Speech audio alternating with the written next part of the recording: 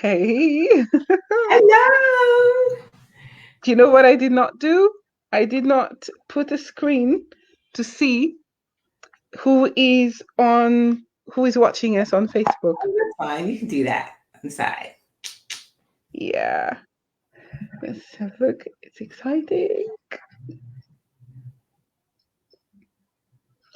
And I'm so happy that you made the time to be here with Oh, us. yeah. Oh, please. I'm excited to do this. Any opportunity to, speak with others, impact lives, I'm all in. I know you are, but I do understand that you have a lot of things going. It's So fun. let's have a look. Da-da-da-da-da. And the great thing about this is it will be in the group. So for those that are not able to join in, they can get to see it later. Yes, that is true. It's That beautiful. is very true. Do you know, I can't see the screen of the live, but we'll just, Let's go with it. It yes, says we're live, so I know we're live. yes. So I know you, and Yes, you do. I'm really excited to have you here, Kwavi. Oh, You thank are you. the first Appreciate it. person that I'm interviewing in the group, so Oh, I thank you. I really, appreciate really that. good. I am, truly humbled and honored to be able to do this. Thank you. And just so that people know, you are a midlife lifestyle coach, an international speaker, and a wellness advocate. Yes. And I'm going to say a little bit of how we met Yes. for those watching us that don't know. We met doing an online digital marketing course, Yes. a crazy online digital marketing Woo. course, because it was condensing everything that you would learn on a degree level, because I've done the business admin before, in 30 days. Yes. So we were pulling our hairs out, Yeah, that's trying crazy. to find the answers to the challenges, but it's all good because Yeah. we met Oh, yeah. extraordinary people. We'll talk through it. Yes, we got amazing information, and yeah, so that's how we met. Yes. And for those of you who do not know you, Kwavi, tell us a little bit about yourself. Okay, so just like Catia said, I am a midlife lifestyle coach. I help women in their like 45-ish, even somewhat younger, to live their best life. My focus is on health and wellness, and I just believe that women they can live their best life. And that also involves taking care of themselves. And I just want women to realize, especially women in midlife, because sometimes they get to that point and they feel, oh, my life is over. I'm changing that around. I want them to be able to create their own narrative where they determine what it is, what midlife means to them, as opposed to listening to what society says or corporate or the media. They can define that for themselves. And I'm on this quest to get women in midlife to rise up and not to let their age define who they are, not let midlife, it was like midlife, okay, you can't do this. No, why not? This is the time for us to rise up. We have experience, knowledge, and those should not be discounted because sometimes they feel, well, I'm like, no, you're visible.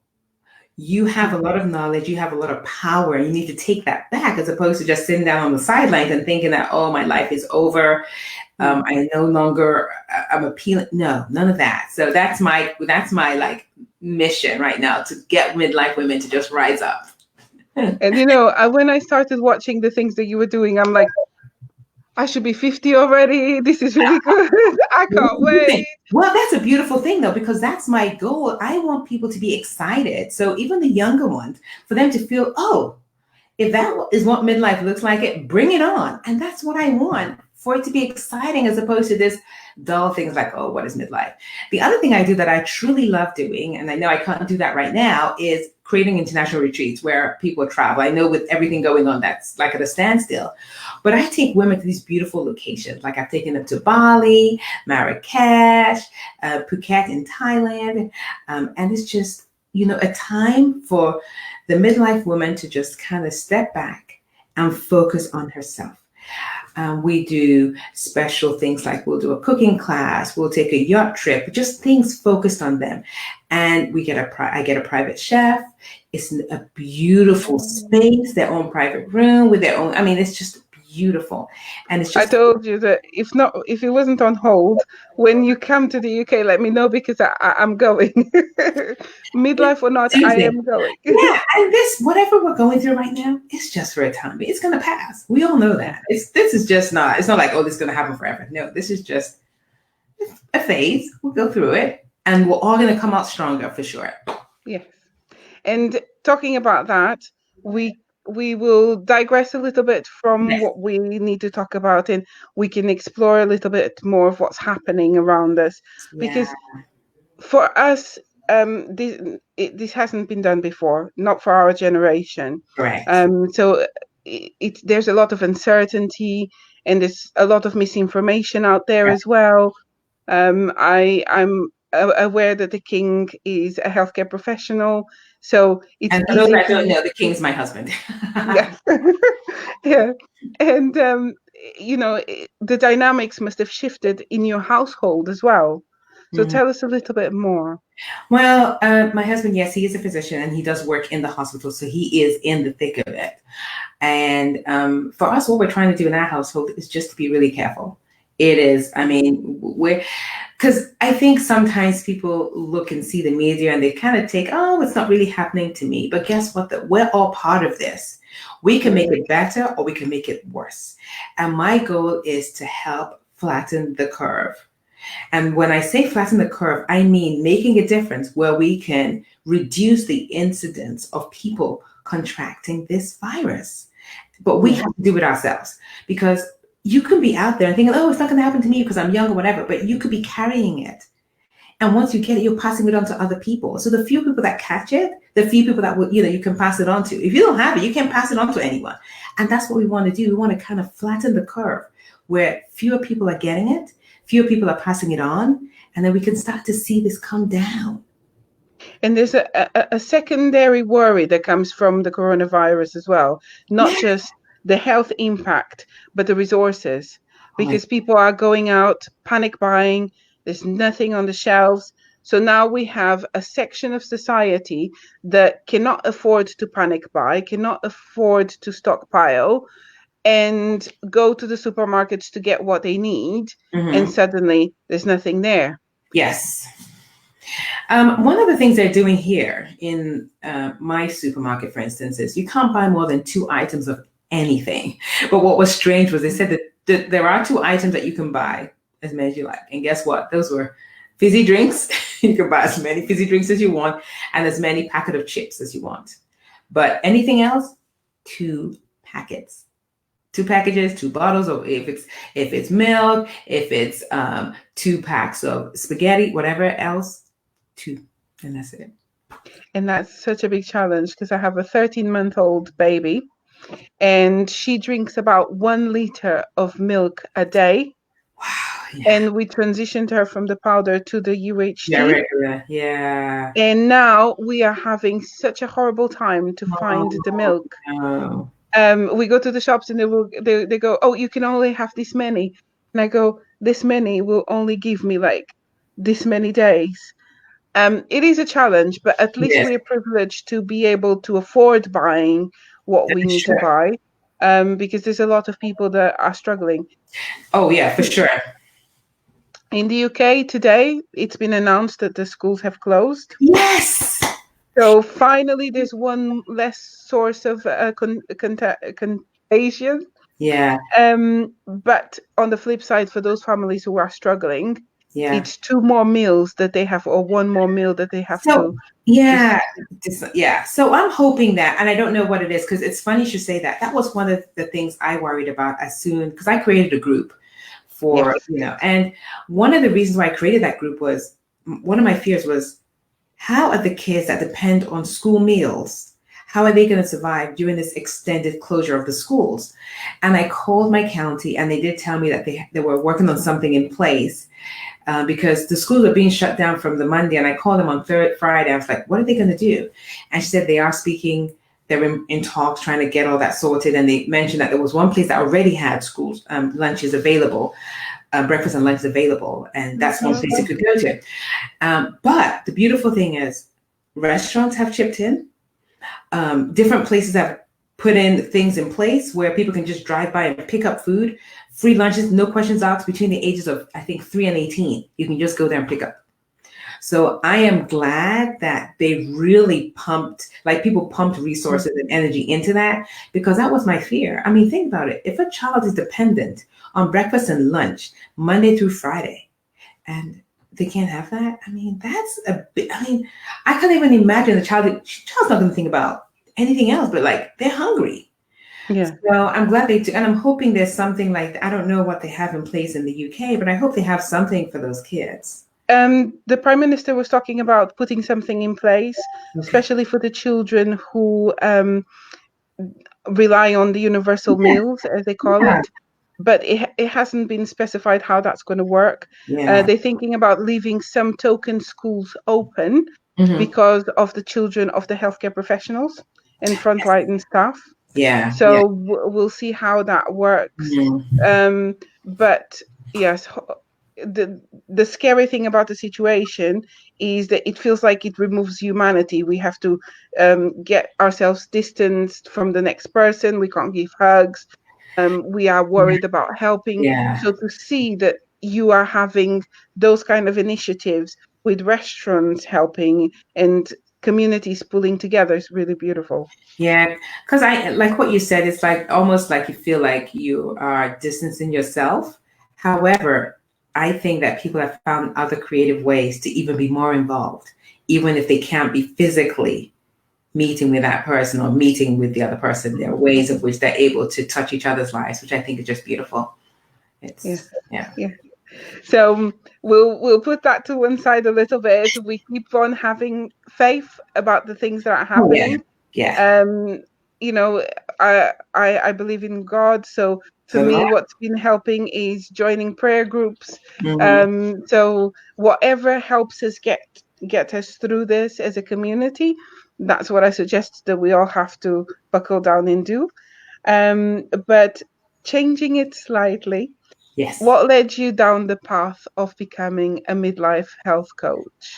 Okay, so for me, it really began many years ago when I was about 19. I was in the UK and I came across a documentary that I watched on TV.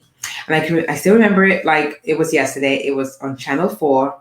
And back then, they only had 4 channels. I remember the only 4 channels: BBC One, BBC Two, ITV, and Channel 4. So I remember it was a while ago. And on Channel 4, they had this documentary about cattle, and they just kind of showed how, you know, from when they're in there to how they're reared and how the food gets to our table. And for lack of a better word, I was just disgusted by the whole process. And right there, I just decided I wasn't going to eat meat anymore. And it put me on this path of trying to find out and question, so what am I eating? What am I drinking? What is all of this? And I stopped drinking fizzy drinks. Water became my drink of choice. I stopped eating sweets, and I started looking really at what labels were and like trying to figure out, what does that mean? What does that mean? And being very intentional about what I put into my body. And I noticed once I started doing that, a change in the way I felt and just the way I looked. And I remember my classmates like, what are you doing? And the thing is, I wasn't even overweight, but it was just something that just changed about the way I just looked and my outlook.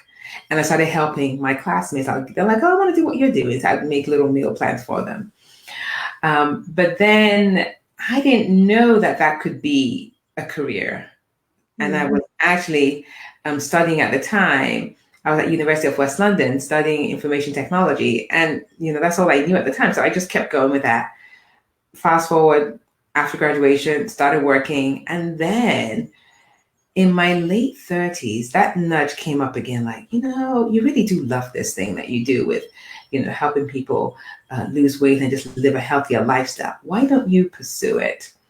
And I thought, okay. And then I started looking around, and then I noticed that it was, you know, it was actually a thing. People do this for a living. So I started trying to do that on my own, and I started my own business and started doing it online, and I would do like weight loss groups for people online. But I wanted, for me, it was important that I was online. Mm. Because I had two young boys at the time, and I wanted a way where I could be there for them without necessarily leaving the home. So for me, an online business was the only way. So figured my way through all of that, and having an online business is not for the faint of heart. Let me just say, in fact, having a business anyway is you're gonna have to be like in it, because it's like waves, ebb and flow. You're by yourself, and then especially as a solo entrepreneur, you're doing most of the things yourself, which I still do. Even though I have a VA, there's still a lot of things I do myself. I don't have a big team of people, so so fast forward. So that's kind of when I figured there was a way to monetize. I was like, yeah, I'm in. But for me, because of my age, I wanted to focus on women in that space, because I felt that women at that age, for the most part, they had gone through, like, some of them were still raising kids, or some had finished raising kids, and they had done a lot. They had done their own careers, or maybe they were in the home, but they were at that point where they wanted more. Mm. And I wanted to kind of give women that. And a lot of them were at that point where they felt, oh, I don't really have anything to offer. I haven't really been doing anything. And even those who were in corporate felt that they wanted more, but they didn't feel that their value wasn't being appreciated. So there was a lot of things going around, and I wanted, just in their head, and I wanted to help them process that in a way that was meaningful and could provide a positive outcome for them. Mm-hmm. Yeah. That is lovely. And you definitely chose the right thing, because you help people. You have that kind of nature. In doing so, what did you find were your biggest challenge, especially when you were starting? Well, I'll tell you this though, it's just trying to find someone that can mentor you and give you the right information. There's so much information out there. Some of them right, some of them wrong, some of them apply to bigger businesses, some of them you have to have more money. And I think more than anything, for me, it was income, because a lot of these things require money. And sometimes you don't know which one is. Because I'll be honest with you, I think every business owner will be ready to invest if they know what they'll get at the other end. But with some of these programs, you don't know what you're going to get. So sometimes you're putting money into something, you're like, okay, is this going to be worthwhile? And it's tough, because I can tell you, I think every person who has had a business online has been burnt at one time or the other. Just, and I'm not afraid of it. I will work hard. I will do whatever it takes. But then, so I think that was the challenge, and trying to do it all by yourself. As a mother, as a wife, it is tough. You're staying up late nights and I'll do that, but it's hard. Doing that grind is hard. Yes. Sleepless nights. Yes. Kids waking up in the morning. And for me, at the moment, I'm privileged in the sense that because I've been off sick, I've been able to focus more time. But I am aware that most of us have everything that we have, as well as a job on top of it. True. So getting organized becomes so difficult. Oh yeah. So difficult. Yeah. Were there times that you were ready to just throw the towel and say, oh yeah, oh please? I haven't had that feeling earlier this year, of course. Oh, no doubt about it. I'm not at that point where I'm like, yeah, everything. No, it's like I try something, I'm like, why am I doing this? Maybe just pack up and go get a job. Seriously, I am not going to I'm being very transparent here. That's how I feel. And every so often I get that feeling like, maybe I need to. But the pull and the energy and the satisfaction I get from helping people is bigger. And that's why I don't give up. That's why I don't say, forget this, I'm giving up. That's why I don't give up. I mean, earlier it's tough. Go ahead. You're going to say something. I'll say something afterwards. No, I was going to agree with you about, when you feel that you're making a difference to someone. And that's one of the things that I miss about nursing, not being on the front line side of things. Yeah. Is exactly that buzz that we get when we know we're making a difference to someone else's life. Yeah. And that is absolutely priceless. And that's one of the reasons why I'm, I've created this group. I want people to learn about, how to optimize their businesses, how to grow, connecting with other like-minded people.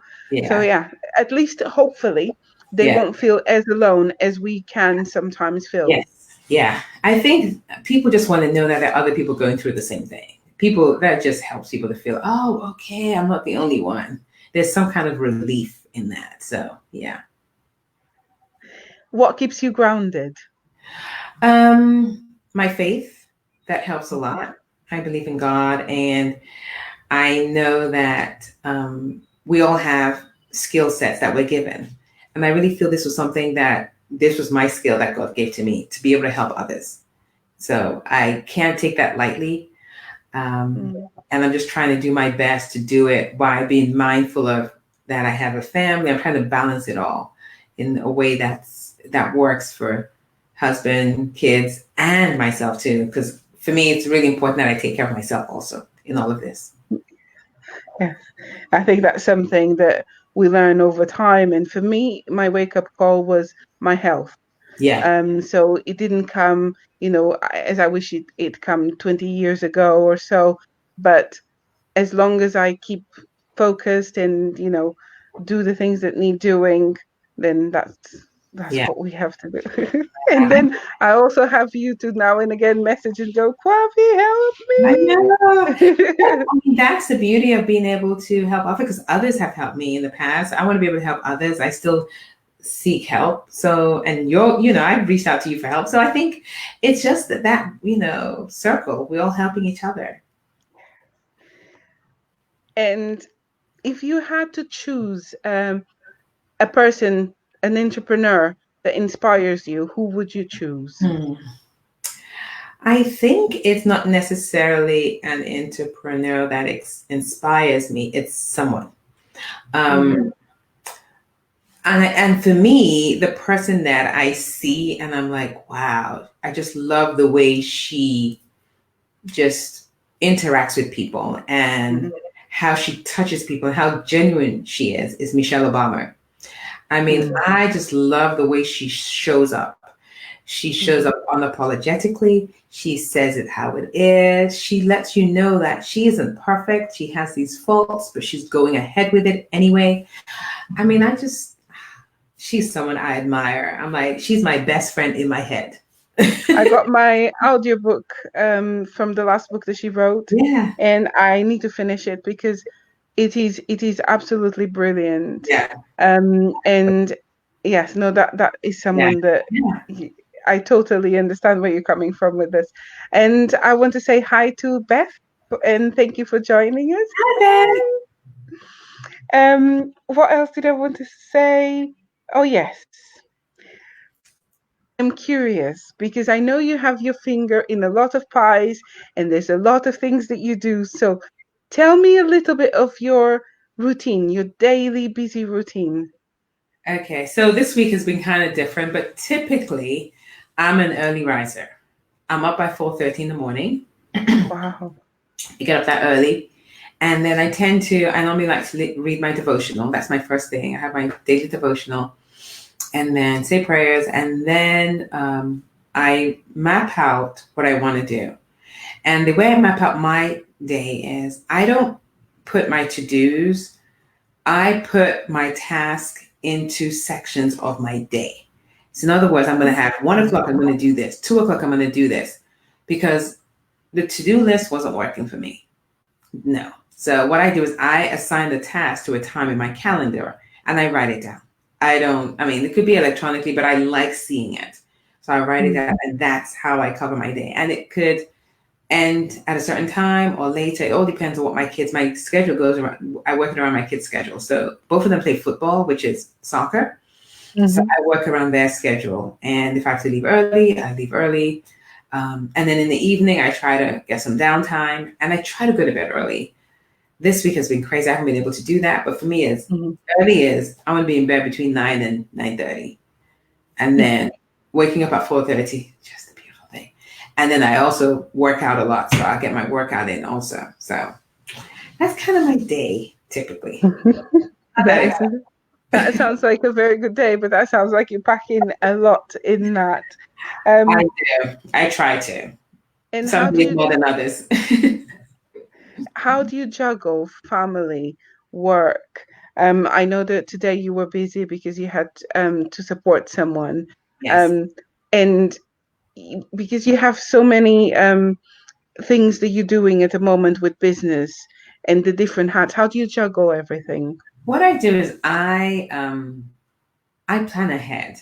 I'm a big plan ahead person. I don't like you can't just come and say, "Oh, let's do this." I can't do it. I don't even I don't feel bad about that. I don't apologize for that because I let people know I will be there for you, but you have to let me know ahead of time. Unless, of course, it's an emergency, then that's a whole different thing.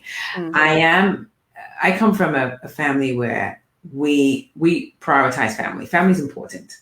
So if something going on with work, family calls, I'm dropping work. I'm gonna go be with family. That's me.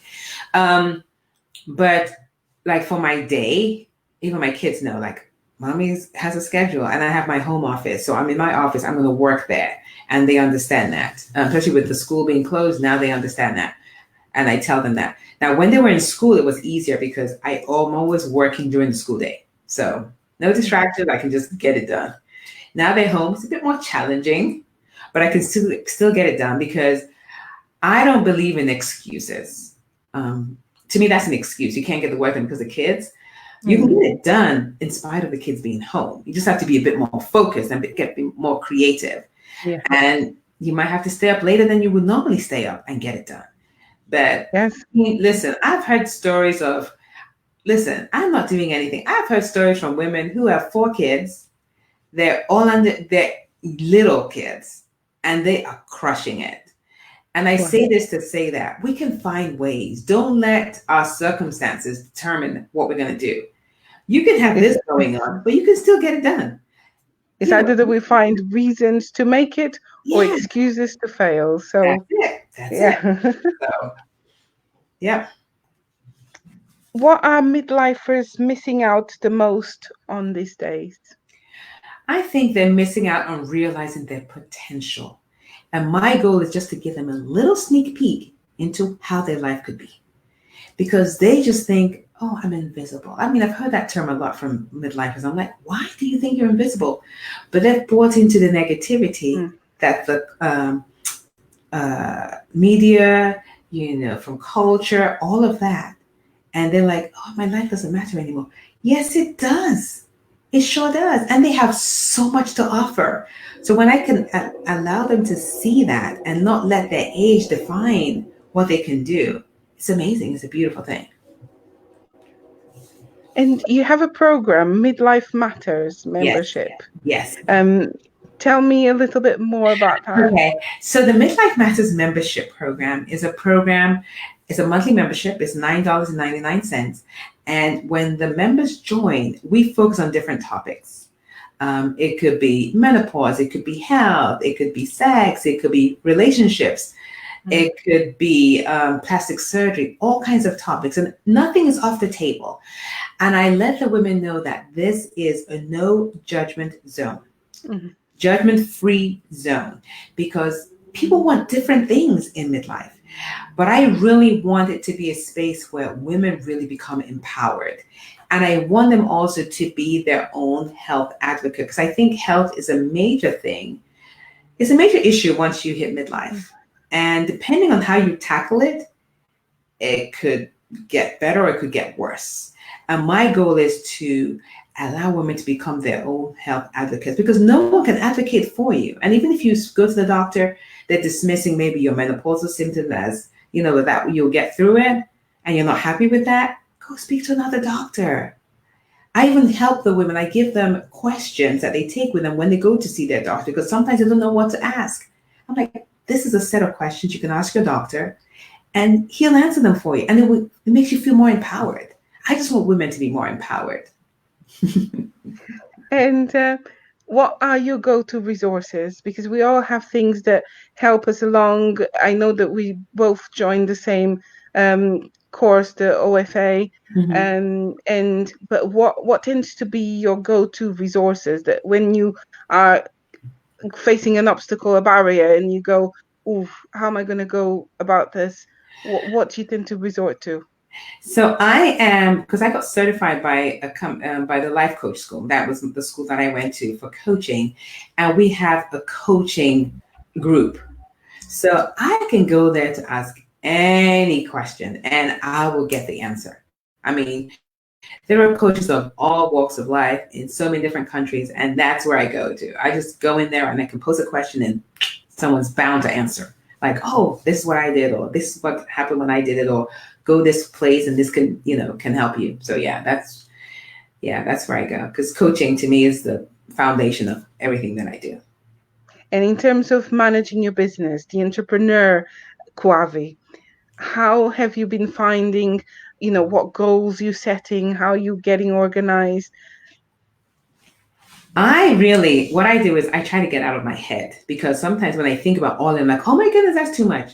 No, I do piecemeal by piecemeal. I'm like, okay, this is what I'm going to tackle this quarter. This is what I'm going to this is what I'm going to tackle the next quarter. Because when you look at it so big, at least for me, it gets overwhelming. So I cut them into little bit bite size and like, okay, this is what I'm going to tackle. And I go that way. And I'm compassionate with myself too. I don't beat myself up if I don't get something done. I figure out why I didn't get it done and then focus on it and then just keep going. And I'll give you an example, like, okay, with the stuff going on now, I'm not going to let coronavirus stop me from reaching my goals. I'm like, okay, that's going on. There are other ways. There have been so many businesses that have been started in a recession. It's like, I'm not going to let this stop me from getting to my goals. I'm still going to get to my goals, and at least if nothing at all, I'm still going to keep striving for them. Even if I don't get to them, I'm not going to say because of this, I'm not going to do anything anymore. No, I'm going to still going. I'm going to keep going. And that's so, so, so important, especially at this time. Yeah. And in this, I know that it's very important to give back. For you, it's very important to give back. So you have a program that teaches other people on how to create midlife retreats and how to monetize the business. Yes. Tell us a little bit. Yes. So I have a online program called Build Your Retreat /events. And what it is showing entrepreneurs how they can build an event centered around their program or service, or a retreat program around their program or service. Because I really believe that that's a way to connect with your clients on a whole different level. And it's just the magic, and you get to know your clients on a different, it's just amazing. I really love doing retreats. And for my retreats, they're always more intimate, fewer people, and I get to really know my clients. So I show other entrepreneurs how to do that. It's just, and it's funny because most of, I'll answer that question for you, Beth, because a lot of entrepreneurs think, I can't make money from a retreat or an event. I'm like, no, listen, if you're not making money, there's something wrong. So I go through the different steps, from the pricing to the theme to accommodation to what you give out to clients, how to your itinerary. I cover everything. And it's so funny. A lot of the people that have reached out so far have actually been people from the UK, because the program is actually coming out next week. I've been working on it. So for me, it's just another way to help entrepreneurs create another source of income. Yeah. And Beth has a question about keeping focused on one task at a time. It's very, very easy for us to get dispersed. There's so much information these days. How do you keep focused? Okay, the thing, I'm going to be very honest. I am one person that loves to do so many things at one time. I am, the shiny object syndrome. I have that. But you know what I've had to learn how to do? And that's why with me, writing down things one at a time in my task, like this is what I do. Like in the morning when I wake up, the first thing I do, my first hour is spent just dumping down into my piece of paper everything I need to get done. And then what I do is I put it in my schedule. Like I could have 10 o'clock this for this, 1 o'clock this for this. And let me tell you, that has helped me and the other thing too is I get satisfaction from like, I did this and I did this and I did this and I did this, but I did it during those, based on the times that I set. And I know sometimes people are like, how much time do you know? I give myself that, I kind of do the average. I don't give myself too much time, because sometimes you give yourself too much time, you kind of get distracted. So I give myself just enough time and go from there. And it has worked wonders. So just having a to-do list is not the goal. Having a to-do list that is assigned to a time in your calendar, that is gold right there. To keep you accountable. Yeah. Fair enough. And now, there's something else that I want to mention that I know that you do a lot of work with, and it's very important. It's related to victims. Oh, yes. That's another way you like to give back. Yeah. I keep mentioning the giving back side of things because unless we are entrepreneurs, people don't realize how important it is for us to come out of ourselves and Yes. to reach out to others Yeah. because it can be very solitary. So Yeah. tell us a bit more about your other side of giving back and helping victims. Okay. And thanks. Yeah, you're welcome, Beth. Try it. Really, it's worked for me. So the other side of giving back, and I just want to mention something, Catia, and I actually learned this too. When I first started working with women and men who had been assaulted or raped or sex trafficked, I would call them victims. And I was corrected and said, no, they are survivors. Wow. So Okay. so I think the language is important. So I just wanted to mention that too. And that happened to me. And I learned that, and I was like, yeah, they're actually survivors. They're not victims. Because when you use that word, it looks like they've done something wrong. Do you know what I mean? They didn't. They're Yes. survivors. Yeah. So I'll remember that. Give them the power back. And yes, so I do work with them. I have been working with different organizations for the past 4 years on survivors of sexual assault and rape, and also sex trafficking. So currently now I work with an organization called Out of Darkness, and I help with, my goal is to, what we're trying to do is create relationships with these women and to just love on them right now. That's what we do. We meet with them, and just love on them. And then we also pray for them.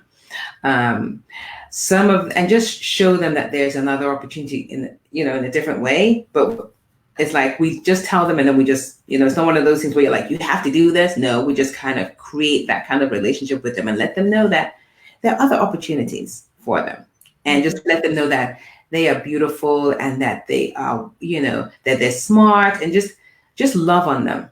And I love that. That is amazing. And then I also go and speak about, promote what we're doing to kind of help people who are in sex trafficking. And also too, I've done events to raise money for these organizations. I also have an organization that I work with in Nigeria where they do that, where it's for people who have been affected by rape and sexual assault.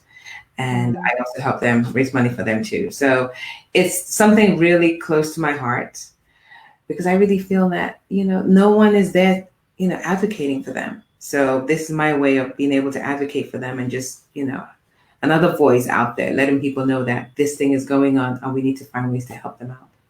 Yeah. It's unfortunate that it's still going on. It is. There's a lot of cruelty out there, but it is beautiful for them to be able to have the opportunity of changing the script and gaining a new experience. The other reason that I asked the question was because it helps anyone that is listening to know how many different hats you have on a daily basis. And it's incredible. Now we are coming almost to the end, so Yes. I'm gonna round it up, and I'm gonna ask you two things. One, what would you tell your younger self? What would you have told your younger self 20 years ago? What words of advice would you give? And the other one, if you had to change something, what would it be? Okay, in terms of my younger self, and it's so funny, people, yes, Beth, kindness and love heal. Yes, it does. You know what? People ask me that question all the time. You know what I tell them? The only thing I would tell myself back then is just be you. Just do you. Because I think it's so important. I think, when we're young, like maybe between 6 and 14, no, I'll probably say between 6 and 11, we're like our true selves. We're just being ourselves. If we're loud, we're loud. If we're quiet, we're quiet. We're just being ourselves. And then slowly but surely, people start to make statements that affect who you are. You're like, why are you being shy? And that could just change who you are. Or you're too loud, or you're too this, and then slowly but surely start to change who you are to conform. Mm. And I think that's one thing I would tell myself, because there were parts of me that I because people were like, oh, you're so bubbly. And I was like, and then all of a sudden I felt like bubbly was a bad thing. And I started to kind of shrink. Meanwhile, that's who I am. So I would definitely tell myself, be you. Don't even try to change who you are. Be you unapologetically. Yes. So on that note, yes, would you have changed anything? Like back then? Go back. No, I think the mistakes I made and everything have made me who I am today. So I'm good with that. Kwavi, we are almost Yes. coming to the end of it. Yes. So I'm going to ask you, what is next for you? What's next in the pipeline? Okay, so right now I'm writing a book. Ooh. And I'm very excited about it. Yes, I'm very excited about it. I'm not as far ahead as I would like to be, but I'm getting there. And I've challenged myself to use this time during this coronavirus shutdown to write my book. Because I want it to kind of be like, you know what? Good, beautiful things will come out of all of this. And my book is going to be one of those things I birthed through all of this. That is lovely.